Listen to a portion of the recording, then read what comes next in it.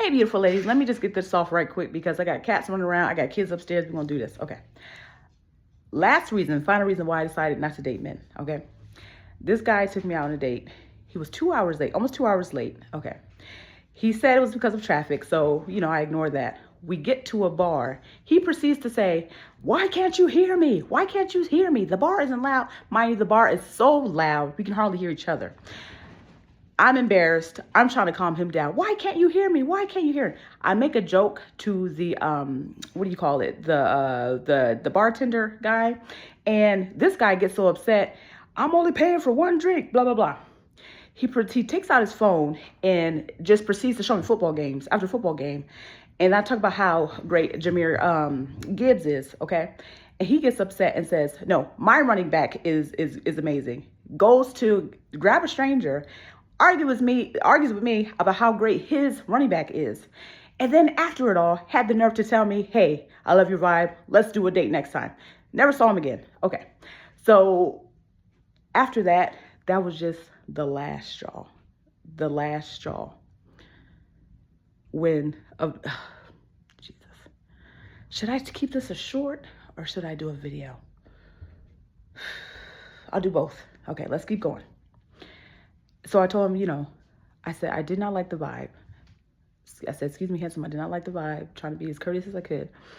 "I don't want to do this anymore." What did I say? I said, "Hey, handsome, I did not like the vibe. The vibe was not as good as it should have been. This will be the last date." And then he sends me these 2 long voice messages.